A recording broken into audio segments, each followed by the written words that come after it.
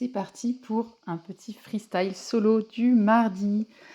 Et aujourd'hui, on va aborder un thème qui m'est cher en ce moment et qui est très important à aborder quand on accompagne les femmes. C'est cette notion de savoir ce qu'on veut et de savoir ce qu'on vaut en tant que femme. Et je vais aborder ce thème-là, qui pour moi est absolument fondamental, je m'en rends compte aujourd'hui. Je vais l'aborder via le prisme de la sphère pro et de la sphère perso. Pour moi, les deux sont intimement liés. Je le dis depuis plusieurs épisodes, je le répète.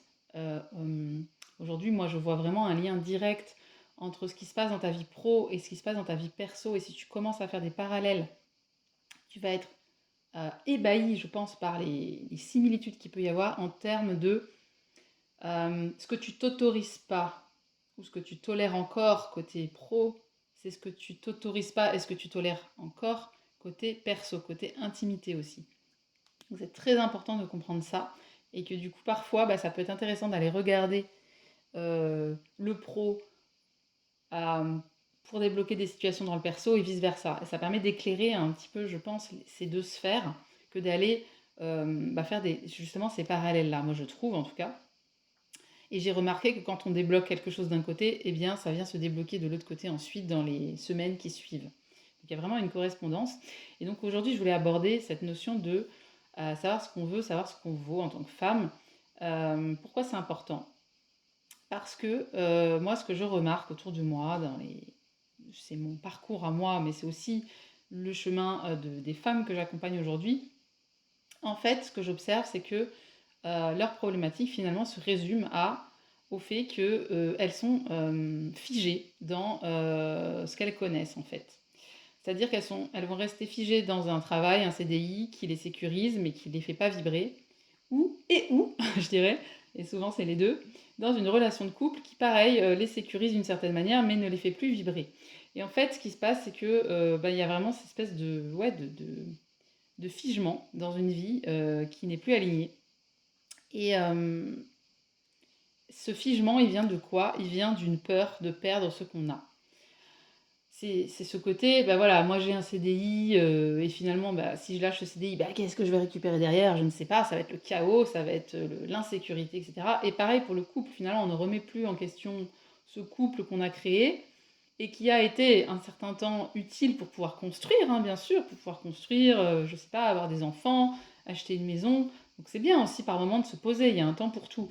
Et moi, dans les femmes que j'accompagne, ce que je vois, c'est qu'en fait, il y a un moment où ce couple-là, il n'est plus du tout aligné, mais qu'en fait, on reste dans ce couple-là parce que, par peur de perdre, finalement, une sorte de béquille, en fait, avec laquelle on vit, ou en tout cas, quelque chose qu'on connaît, une sécurité, etc. Alors même que la personne avec qui on est en couple ne correspond plus du tout à ce qu'on a besoin de vivre, à ce qu'on recherche, et ne nous permet pas d'exprimer nos différentes facettes. Et il faut quand même bien se rappeler que la vie, en fait, c'est mouvement permanent.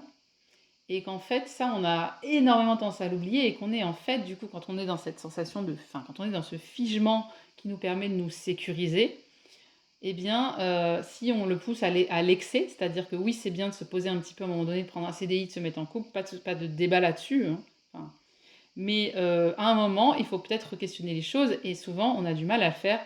Euh, et du coup, on est en résistance à la vie. C'est-à-dire que l'inconfort que probablement tu ressens toi aujourd'hui si tu m'écoutes dans ton travail ou dans ton couple ou dans les deux, souvent c'est un peu les deux finalement quand on commence à regarder, eh bien, en tout cas quand on commence à remettre en question l'un, on voit qu'en fait l'autre non plus n'est pas aligné, l'autre sphère n'est pas alignée, c'est juste qu'on ne l'avait pas vraiment vu parce qu'on était occupé à regarder par exemple ses problèmes côté pro, donc on ne se rendait pas compte que côté perso ça n'allait pas non plus, ou vice versa, comme je disais. Et du coup, en fait, le souci de ça, c'est que du coup, on est en résistance à la vie. Et c'est ça qui crée cet inconfort dans ta vie, qui crée cette sensation de plus être vivante. Moi, c'est une sensation que j'ai beaucoup eue à un moment donné, il y a quelques années. J'arrivais pas à mettre le doigt sur ce qui n'allait pas, mais c'est juste que j'étais éteinte, j'étais plus vivante. Et ça a commencé petit à petit à devenir de plus en plus inconfortable pour moi, cette situation. Et alors même que je pouvais pas vraiment pointer du doigt quelque chose qui vraiment fondamentalement n'allait pas du tout. Mais en tout cas, Voilà, ça provient de ce truc de dire: «J'ai ça, j'ai cette sécurité et je n'en bouge pas, alors même que je ne vibre plus, alors même que je ne me sens pas vivante» et ça, c'est lié donc à la peur de perdre ce qu'on a et ça nous crée ça nous met dans une résistance à la vie. C'est un petit peu comme si on était dans un courant, dans un fleuve avec un courant, en période de crue là et on est en train, de s'accrocher en fait à une branche, sur la berge en fait, au lieu de se laisser aller dans le courant. Il faut vraiment voir cette situation de cette manière-là. Or la vie, c'est vraiment ce fleuve, en crue. La vie, c'est vraiment un fleuve en crue et la vérité, c'est que, quand tu es comme ça, voilà, dans cette situation où tu sais que ça va plus, mais tu as peur de bouger, tu es comme cette personne qui s'accroche donc à une branche, mais qui de toute façon, cette branche, il faut bien comprendre une chose, c'est qu'elle va finir par se détacher de la berge. Donc en fait, de toute façon, à un moment ou à un autre, tu vas te retrouver dans le courant. Et l'idée, c'est est-ce que je le choisis de me lancer dans le courant ou est-ce que j'attends que ma branche se désagrège d'elle-même en fait. Et du coup, je vais revenir sur ce thème de savoir ce qu'on veut et savoir ce qu'on vaut. En fait, ça permet justement ça, de pouvoir se lancer dans le courant sans avoir cette peur de l'inconnu et sans aussi se perdre en fait. Parce qu'on va voir que aussi, on peut aussi se perdre là-dedans. Mais en tout cas, une fois qu'on est lancé comme ça, on s'est ouvert à l'inconnu, à cette fluidité de la vie, qui est la nature même de l'existence en réalité, même si on a bien souvent tendance à l'oublier, eh bien, on va se rendre compte qu'il y a des opportunités qui sont multiples. À partir du moment où on a lâché la branche là, eh bien, des opportunités, par exemple, voilà, c'est pareil, si on quitte son CDI, eh bien, d'un coup, il y a plein d'opportunités qui vont pouvoir arriver, mais qui n'étaient pas visibles tant qu'on était dans son CDI. Et c'est pareil aussi pour le couple. Tant qu'on est enfermé dans cette notion de mon couple monogame, etc., et je me mets des œillères, c'est vrai que on a l'impression qu'on n'a pas d'opportunité en fait et qu'on est bloqué toute sa vie avec la même personne. Et, euh, et c'est vrai que moi là par exemple, j'ai fait l'expérience récemment de me mettre sur des applis de rencontres et j'ai quand même mis justement un certain laps de temps après ma rupture pour aller sur ces applis-là, et je sais pourquoi aujourd'hui. C'est parce que je pense que c'est très dangereux d'aller sur ces applis-là quand en tant que femme, on ne sait pas ce qu'on vaut et ce qu'on veut. Là, ça peut devenir très chaotique, je pense, et on peut se retrouver à faire des rencontres, etc., des datings qui vont pas du tout être, qui vont être assez toxiques et qui peuvent vraiment nous abîmer. Et du coup, je réalise à quel point, voilà, sur cette sphère-là, par exemple, de ma vie, mais c'est pareil côté pro, hein, en fait, à partir du moment où on sait ce qu'on veut, on sait ce qu'on vaut, eh bien, on va pas naviguer au milieu de cet océan d'opportunités. Donc, on va pouvoir être dans une certaine fluidité, mais sans se perdre. Et c'est exactement pareil, je trouve, sur le pro, ou quand on est entrepreneur. Effectivement, au début, on a ou par exemple, comme moi dans l'accompagnement, on peut accompagner pléthore de personnes, on a plein d'opportunités, mais après, il y a un moment donné, il faut recentrer sur, ok, mais moi, qui je veux accompagner finalement, et quelle est ma valeur, en fait. Et là, on va commencer à structurer un business qui se tient. Mais il y a toute une phase au début où, effectivement, quand on n'a pas encore ces notions-là, c'est un petit peu chaotique, en fait. Euh, et donc, voilà pourquoi c'est hyper important pour une femme de savoir ce qu'elle veut et de savoir ce qu'elle vaut. C'est parce que ça permet de de s'ouvrir en fait à la fluidité de la vie, de lâcher prise et de se lancer dans ce fleuve en crue, mais sans pour autant se perdre parce que d'une part on a une capacité à s'orienter dans ce courant-là, parce qu'on sait ce qu'on veut, et on a une stabilité, on n'est pas submergé parce que on sait ce qu'on vaut. Donc on n'est pas submergé par à la première déception, etc., que ce soit côté boulot, que ce soit côté perso. Donc on est capable finalement voilà, de s'orienter dans ce courant-là et de se maintenir. Vraiment garder cette image-là. Et alors, du coup, maintenant que j'ai un peu expliqué pourquoi c'est important, et vraiment j'insiste, je crois vraiment qu'autour de moi, beaucoup de femmes pensent savoir ce qu'elles veulent et ce qu'elles valent, mais elles ne le savent pas du tout en réalité. Et savoir ce qu'on veut, déjà, on va déjà parler de savoir ce qu'on veut, qu'est-ce que ça signifie et comment on fait. Et savoir ce qu'on veut, c'est être connecté à ces élans profonds qui ne sont pas finalement les conditionnements que nous avons reçus dans notre éducation dans la société de ce qu'on est censé vouloir. Donc il y a vraiment un distinguo à faire ici. Et savoir ce qu'on veut, c'est avoir reconnecté à un élan profond qui est en nous et qui est bien au-delà voilà, des conditionnements qu'on a pu avoir. Et pour en fait savoir ce qu'on veut, ça nécessite, et ça c'est quelque chose que je répète très souvent et qui est assez contre-intuitif dit comme ça nécessite d'être connecté à ses sensations corporelles et de leur faire confiance. Et de faire confiance dans le fait que ce que je ressens dans mon corps, déjà j'arrive à ressentir ça, et ça demande un petit peu d'entraînement. Je vais développer un peu après par exemple ce qu'on peut faire pour.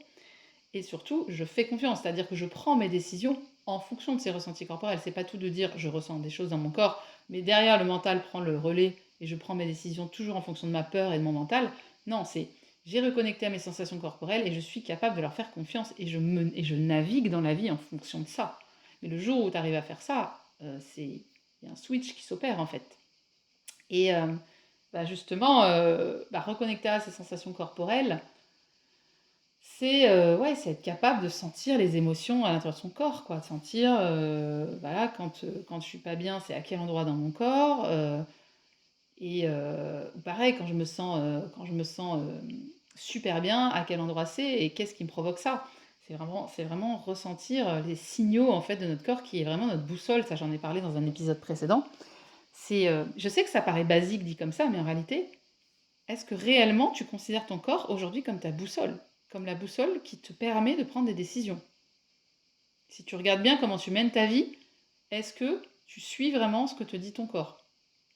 Si tant est qu'il ne soit pas complètement anesthésié. Parce que c'est vrai qu'il y a des périodes de vie où on n'a tellement pas écouté son corps qu'à force, on est comme anesthésié, on ne ressent plus rien et en fait, on a perdu le contact avec cette boussole-là. Pour retrouver le contact avec cette boussole, eh bien, c'est vraiment des petites choses toutes simples à mettre en place. Et moi, je recommande vraiment de mettre en place une routine du matin où on se consacre à ça. Alors pour certaines personnes, ça va être par exemple faire une activité physique comme le yoga. Moi, à une période de ma vie, ça m'a beaucoup aidé. Aujourd'hui, c'est peut-être plus la danse, mais voilà, en tout cas, il faut trouver une activité qui nous permet de connecter à notre corps. Et puis, ça va être aussi, par exemple, de la méditation pleine conscience pour aller observer ce qui se passe à l'intérieur de nous en termes de pensée, en termes de ressenti corporel. Et c'est aussi tout ce qui est lié à la sensorialité. Donc, c'est par exemple essayer de se reconnecter au goût, aux odeurs, aux sons qui nous entourent. Et ça, moi, dans les accompagnements, c'est aussi quelque chose que je travaille beaucoup et qui permet progressivement de reconnecter avec donc, les signaux du corps. Et une fois qu'on a fait ça, pour savoir ce qu'on veut, il faut expérimenter. Il y a aussi ce truc à un moment donné, on ne peut pas toujours avoir de l'intuition. Oui, l'intuition va aider à faire peut-être moins d'erreurs, mais à un moment, parfois, il faut accepter que le seul moyen de savoir, c'est d'expérimenter. Et l'idée, c'est d'expérimenter en se disant, au pire, potentiellement, il y aura peut-être un échec, mais ce qui compte, c'est pas de savoir si c'est un échec ou pas, c'est qu'est-ce que je ressens au cœur de l'expérience. Et du coup, quoi qu'il se passe, j'aurai appris quelque chose parce que je vais connecter à mes ressentis et donc je vais savoir est-ce que ça me convient, est-ce que ça ne me convient pas. Et puis, il y a cette phase aussi, une fois qu'on a expérimenté quelque chose, c'est de se dire, ok, mais est-ce que je veux encore tolérer ça ou pas? Et ça, c'est une prise de décision qui va nécessiter d'accepter peut-être de déranger certaines personnes autour de nous en posant des limites. Parce qu'une fois qu'on sait ce qu'on veut, et qu'on a fait un petit peu la liste, moi je conseille souvent aux femmes que j'accompagne de lister 3 choses que tu tolères, que tu ne veux plus tolérer aujourd'hui, et 3 choses que tu veux désormais t'autoriser. Et essaye de voir au cours de tes journées comment tu arrives à tenir ce cap-là, et quand tu ne le tiens pas, qu'est-ce que ça crée dans ton corps, et pourquoi tu n'as pas tenu en fait ça. Et souvent c'est l'inconfort que créent les interactions, justement, quand on commence à poser des limites avec son entourage, bien sûr. Mais en tout cas, la clé pour savoir ce qu'on veut, et surtout après respecter ce qu'on veut, c'est vraiment ça. C'est de décider qu'il y a des choses qu'on ne tolère plus et de commencer à le mettre en place. Et pour savoir ce qu'on vaut, alors là c'est un tout autre sujet. Savoir ce qu'on vaut, en fait, c'est cette idée qu'en fait, on ne fait plus défendre sa valeur personnelle et intrinsèque d'une validation extérieure à nous. C'est ça, savoir ce qu'on vaut. C'est avoir cette conviction que j'ai une valeur en tant que telle, peu importe ce que me reflète l'extérieur. Et une fois qu'on a connecté à ça, eh bien, on a cette stabilité en soi. C'est vraiment, voilà, prendre conscience de sa valeur intrinsèque et immuable. Et ce qui est formidable quand on commence à connecter à ce qu'on vaut, c'est qu'on n'est plus dans un truc de comparaison, en fait. Et la clé, en fait, pour savoir ce qu'on vaut, et qui, pareil, n'est pas forcément intuitive de prime abord, c'est pas de se réciter des affirmations positives, enfin, ça peut aider, hein, mais en fait, le plus utile et efficace pour savoir ce qu'on vaut, c'est d'aller se connaître en profondeur. Pourquoi? Parce que on aime ce qu'on connaît. Donc en fait, connecter à l'amour de soi, ça n'a rien à voir avec, comme je disais, des histoires de se regarder dans le miroir et de se dire je m'aime, je m'aime. C'est être curieux de soi. L'amour de soi démarre par la curiosité. Parce que quand je commence à m'observer d'une manière neutre et sans jugement, là peut commencer à germer l'amour de moi-même. Parce que du coup, je suis dans un... Voilà, je deviens curieuse de moi, de mes fonctionnements. Et ben, je finis par me dire, ok, j'ai cette singularité, j'ai cette unicité. Et c'est ça qui fait ma valeur, en fait. Ma valeur ne réside pas dans ma capacité à être parfaite, à être conforme et à être validée. Elle réside dans ma singularité, mon unicité et ma capacité à assumer cette singularité. Je répète parce que ça c'est hyper important. Et encore une fois, ça paraît bateau, mais je suis sûre qu'il y en a d'entre vous qui m'écoutent et qui sont encore en train d'indexer leurs valeurs sur la validation de leurs proches, de leur famille, de leurs parents, de leurs collègues. Mais ça ne peut te mener qu'à un moment, enfin qu'à une sorte de burn-out, qu'il soit perso ou pro. Parce que tu ne trouveras jamais ta valeur intrinsèque dans l'extérieur. Il faudra toujours en faire plus. Et ce que te reflète l'extérieur, c'est complètement instable. Par contre, cette conviction que tu es unique, tu es singulière et que du coup, tu as une valeur intrinsèque, ça ne bouge pas. Donc,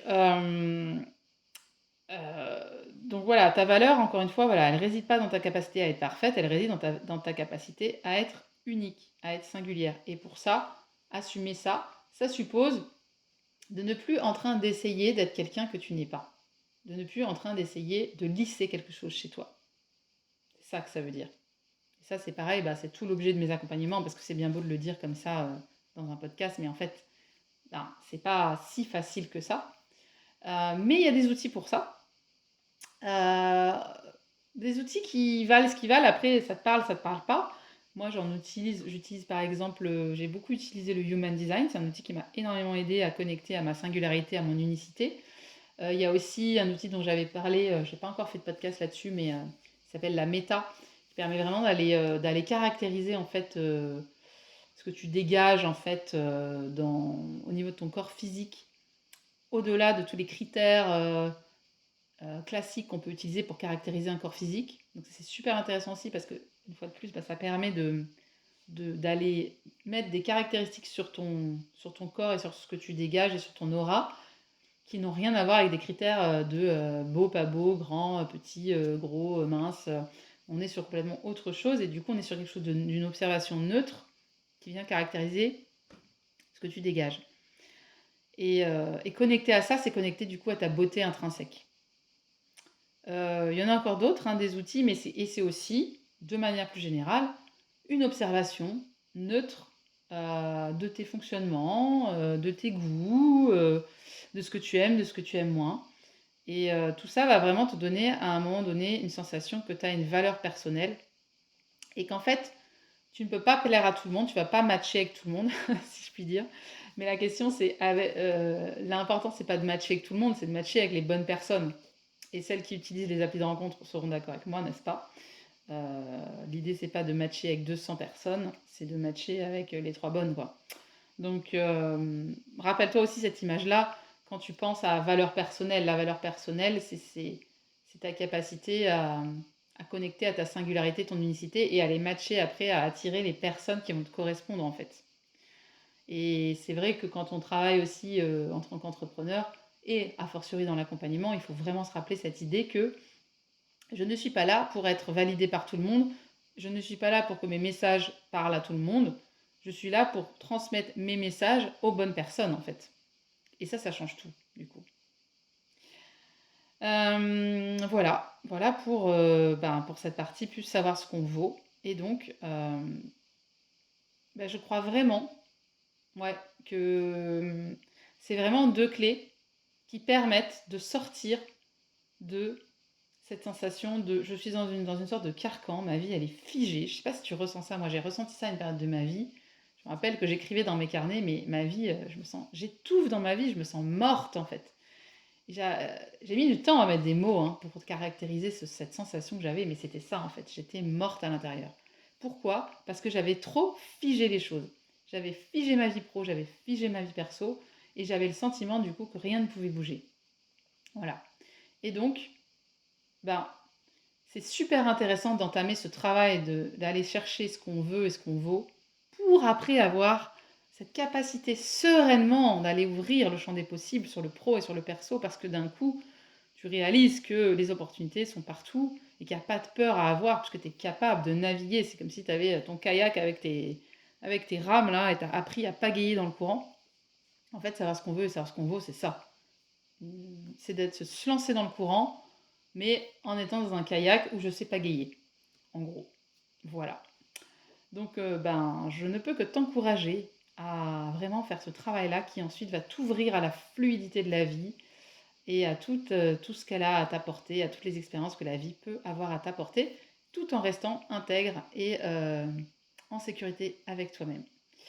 Voilà pour cet épisode du jour. Je t'embrasse très très fort et je te dis à mardi prochain. Mouah.